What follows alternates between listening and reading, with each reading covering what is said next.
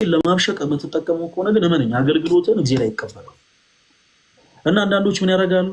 መቼም የቲክታክ ፕላትፎርም አስቸጋሪ አይደል? አንዳንዱ ላይክ ብቻ ይፈልጋል፣ አንዳንዱ እንደ ቪዲዮ ቫይራል እንዲወጣለት ይፈልጋል፣ አንዳንዱ ደግሞ በቃ ገሌ ገሌ ገሌ እንዲባልለት ይፈልጋል። አንድ ብሂል አለ፣ ሰው ሲያጨበጭብልህ እግዚአብሔር ፊቱን ያዞርብሃል የሚባል።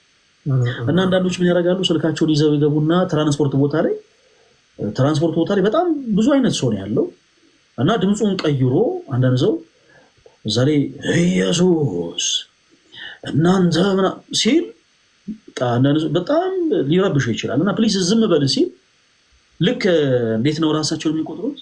ኢየሱስ ስንል ይኸው ሰደቡን፣ ኢየሱስ ስንል ይኸው ገፉን፣ ኢየሱስ ስንል ይኸው ዘለፉን የሚሉ ሰዎች አሉ።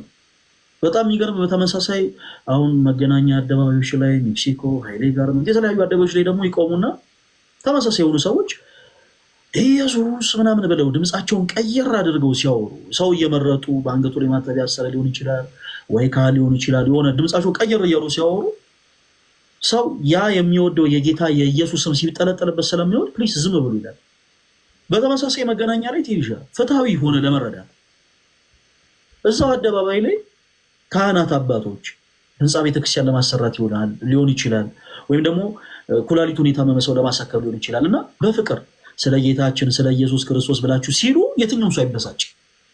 የተጠራው ስም እኮ ተመሳሳይ ነው፣ ግን አየህ በፍቅር ሲጠራልህ ደስ ይልሃል። ሰው ሲያብጠለጥልብህ ደግሞ ደስ አይልህም። አንድ ጥቅስ ብቻ ላንሳና ይብቃኝ።